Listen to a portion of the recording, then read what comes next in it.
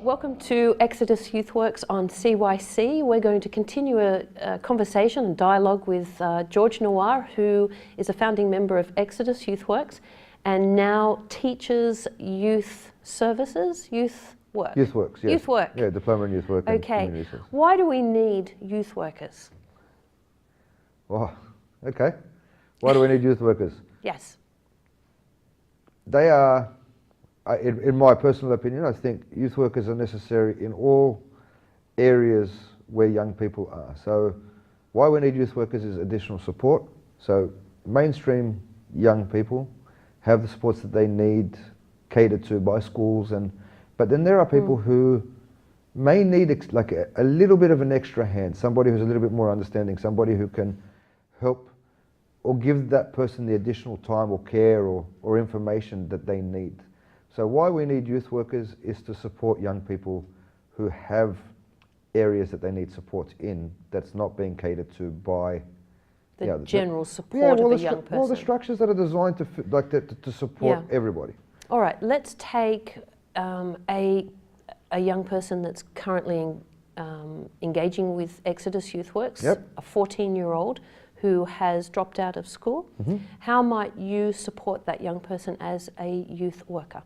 Okay, so you'd want to know why they've dropped out of school. So what are the issues around education or formalised education that they struggled with? Is it the fact that somebody has to sit in a classroom? I know I struggled with that growing up. I hated being in confined spaces. I hated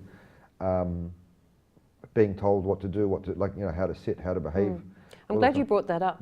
ADHD and ADD, it's an epidemic, I suppose. So that's a reason? Absolutely. I believe it's a little bit overdiagnosed currently, but it definitely does exist, and it definitely hinders a lot of young people from completing formalised education.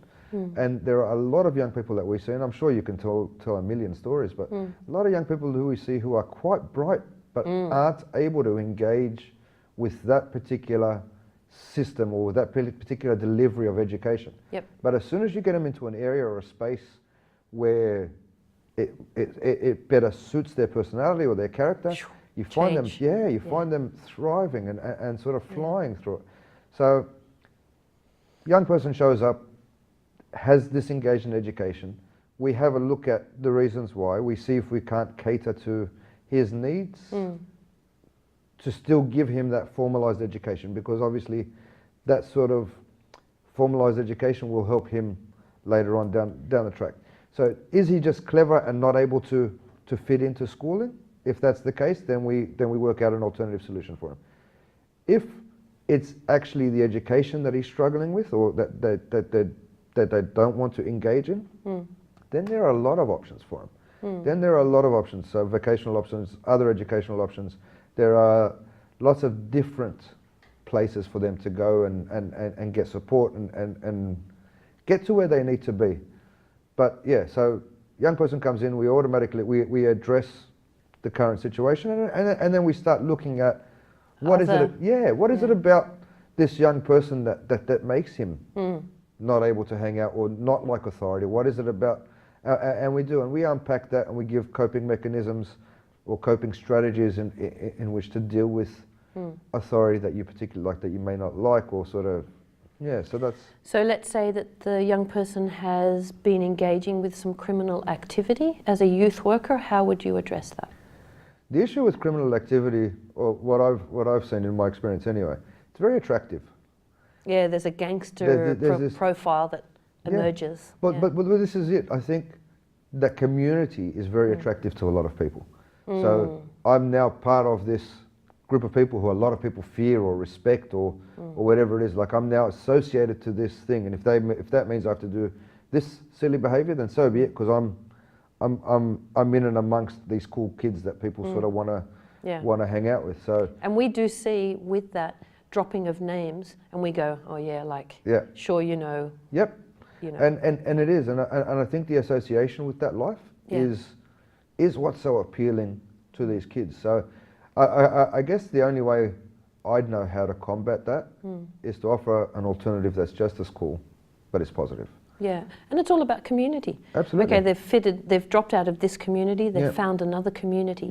By creating, people think if you just say, no, don't go there, that's going to be enough, but a void will be left, a space. And so we have to create another community.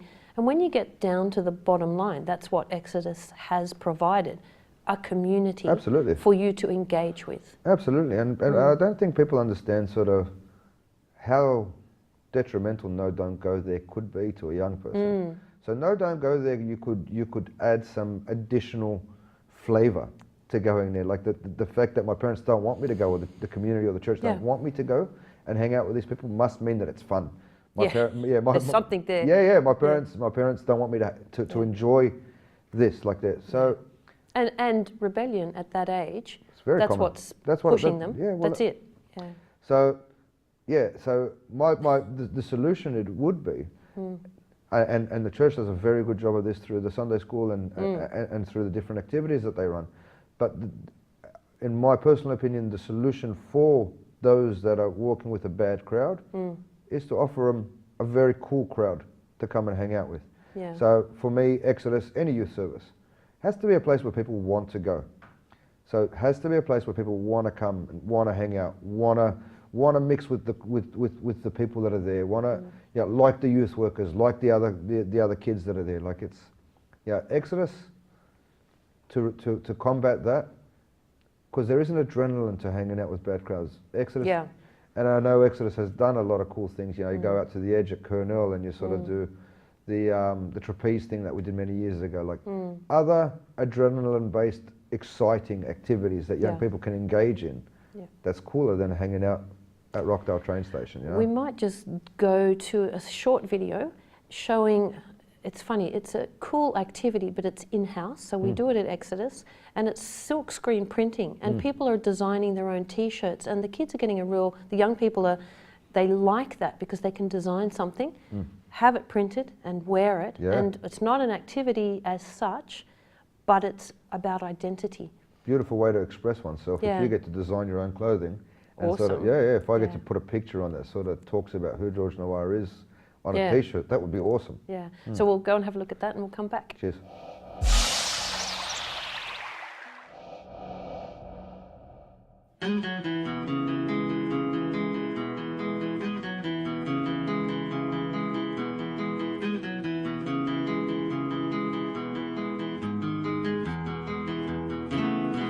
It's empty in the valley of... What do you think of that activity, silkscreen printing? I think it's excellent. Like I said, I think it's a really good opportunity for somebody to identify or to sort of express themselves in an article of clothing. It's terrific. Yeah, expression. That we haven't touched on that. So expressing oneself through art. Yep. Poetry is a big thing. Absolutely. And spoken word. So we have shown a video of our poetry slam, events that were once a month. Yeah. And we would pull in about 100 young people. Yes. You've performed on times, stage. Yeah. So how empowering from the stage point of view for a young person to speak what's inside them, how empowering can that be? It's massive. It's massive, and especially in a space like that. So if I get to go out and sort of talk about, so I'm a father. I have been for about 4 years, and it's a very difficult job.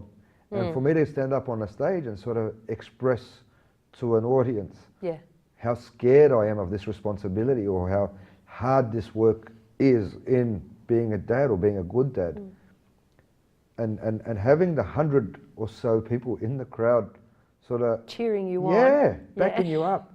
Like I've always hated public speaking, even though I'm a teacher. I've always hated public speaking, but getting up on stage and sort of talking about my fears or concerns at the time, and having 100 people in your corner, it's massive. Like it's powerful, and especially if afterwards somebody sort of come and pulls you to the side and has a chat to you and maybe gives you a little bit of advice, or sort of gives you like a, I don't know, like congratulates you. Yeah, congratulates you on your really nice poem, mate. You know, like it's a very powerful tool. One that I don't think enough people know about.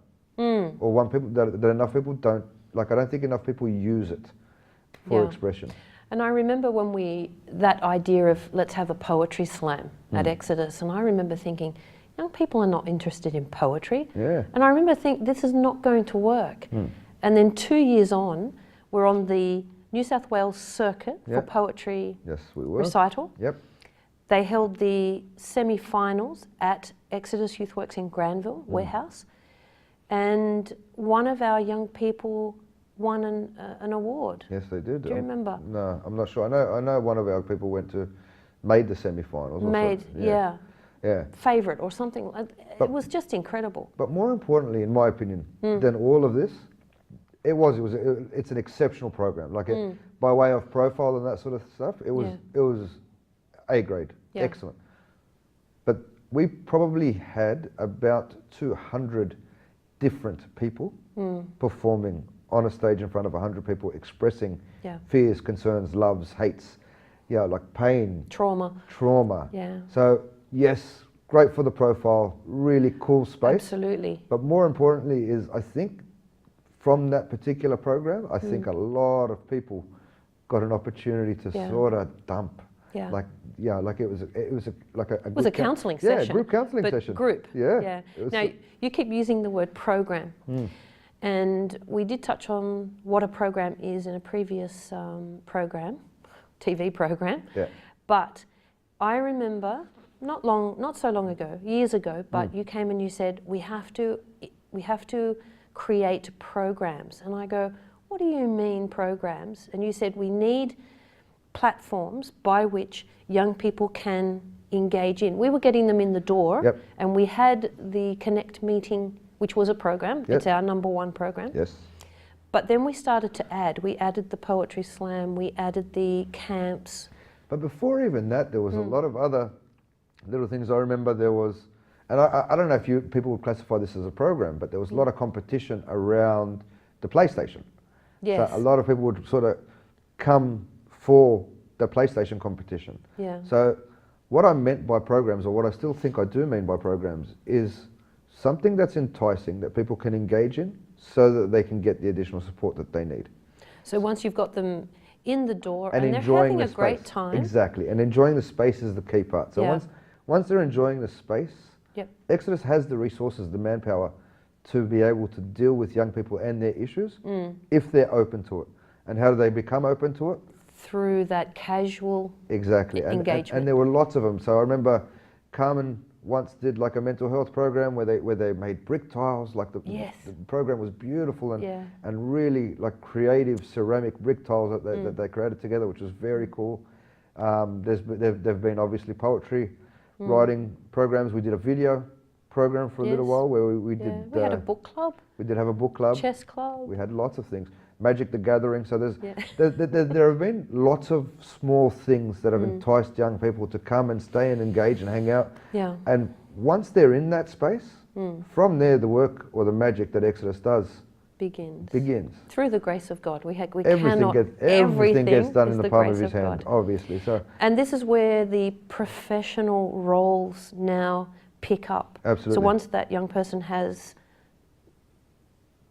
allowed themselves to speak the truth, which is what's going on for them, the social workers, the counsellors, the psychologists, the youth workers, all get around and holistically look at education, look at mental health. It takes a village to bring up a child or a young person. It really does. It takes a village, and I may be attractive to some young people, but other young people may think I'm the most boring human being in the world. So, like, I think every person has a way in which they can be communicated to, and if we have different personalities and different skill sets and different qualifications and different things available to people, will generally move to where they want to be or where they think that they can get gain the most. So let's go through really quickly before we finish up the professionals now at Exodus. Yep. So we've got at least 3 youth workers. Yeah. We've got 1 social worker as a staff member, but then we have the placement students from the universities of Sydney coming on board and doing their 500 placement hours for their degree. Yep. We have a marketing person that's there 5 hours a week. Yeah. We have a graphic designer there a couple of hours a week. And we have our donated operations manager now. Yes. And that's... Well, we're definitely moving into a space, like where we can cater to a lot of different needs and issues. And I mean, I know we have a drug and alcohol counsellor. We've got a psychologist, we've got teachers for teaching and homeschooling and all that.